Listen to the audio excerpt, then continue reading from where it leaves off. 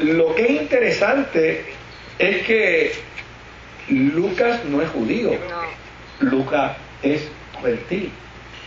Si volvemos de nuevo al capítulo 4 y al versículo 11,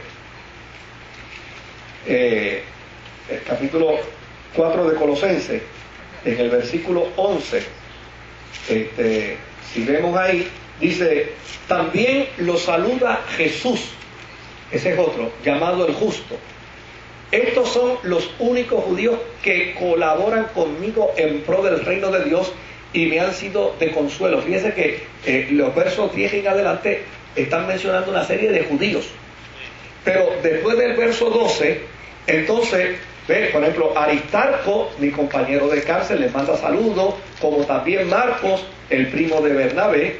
En cuanto a Marcos, ustedes ya han recibido instrucciones, si va a visitarlos, recíbalos bien. Y en el verso 11, que entonces habla de un tal Jesús llamado el justo, que era un judío, pero ahora dice, fíjense que él cerró: estos son los judíos que andan conmigo. Pues si aquellos son los judíos, entonces estos tienen que ser los gentiles, obviamente por deducción lógica, ¿verdad?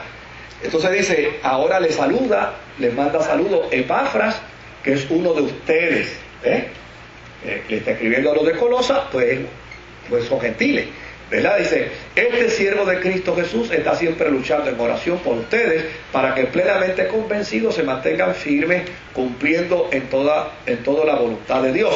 Y en el verso 13, entonces, es que menciona, a mí me consta que él se preocupa mucho por ustedes y por los que están en la Odisea y en Hierápolis.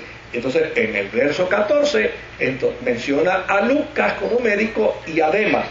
Desde luego, y los incluyó dentro de la lista de los gentiles colaboradores de él. Fuera de eso, no hay otra información. Ahora, ¿qué otra evidencia se puede tener de Lucas como médico?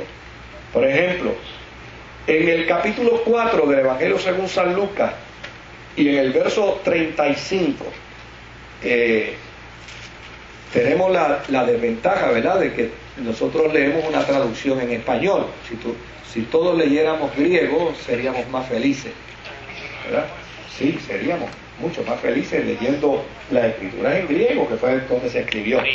Ahora, fíjense que dice, y Jesús le increpó. Esto lo está narrando Lucas, ¿verdad? Diciendo, enmudece y sal de él. Entonces el demonio, derribándole en medio, salió de él y no le hizo daño alguno. En el griego el término lo que dice es, el demonio al abandonarlo lo lanzó al suelo en convulsiones. Obviamente, si puede describir el concepto como una convulsión, pues en aquel tiempo no cualquiera podía hacer una descripción con ese concepto clínico, como lo hace Lucas. Por ejemplo, en el capítulo 18 de Lucas, en el verso 25, él dice ahí, verso 18-25, Lucas 18-25, él dice ahí, en realidad le resulta más fácil a un camello pasar por el ojo de una aguja que a un rico entrar en el reino de Dios. Note bien que esta expresión aparece también en Mateo 19:24 y aparece en Marcos 10:25.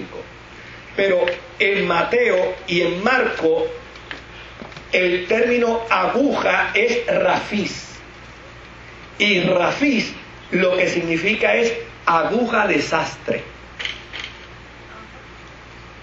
de uno que cose. Pero cuando Lucas refiere esta expresión de Jesús, que dice que es más fácil a un camello pasar por el ojo de una aguja que a un rico entrar en el reino de los cielos, el término que Lucas utiliza en griego es veloné, y veloné es la aguja del cirujano. ¿Ve? O sea, que la forma como utiliza las palabras, pues obviamente dan a entender que hay un conocimiento clínico. Lo mismo sucede en Lucas capítulo 9 y verso 38. En el capítulo 9 y verso 38 aparece un hombre de entre la multitud exclamando: Maestro, te ruego que atiendas a mi hijo. En el griego lo que dice es: te ruego que examines a mi hijo. Y examinar es un término médico. O sea, tenemos otra evidencia más.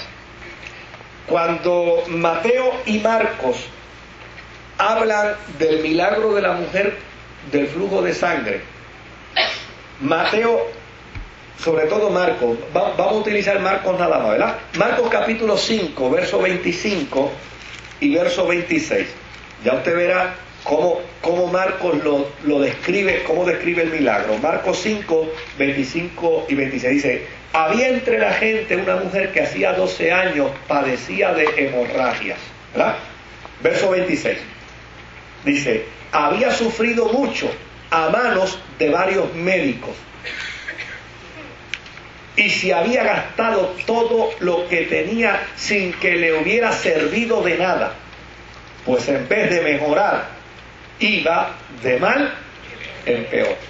Óigame, aquí Marco, ¿verdad? Como que no tiene una consideración, ¿verdad? Ahora, cuando vemos a Lucas en el capítulo 8 y en el verso 43, hablando de esto, miren cómo dice: había entre la gente una mujer que hacía 12 años padecía de hemorragia sin que nadie pudiera sanarla. ¿Dónde están los médicos ahí? Bien, yo no voy a tirar un colega. ¿Ah? No hay que estar metiendo a los médicos aquí, porque ya hay sencillamente, lo que es importante es decir qué tenía y que Jesús la sana.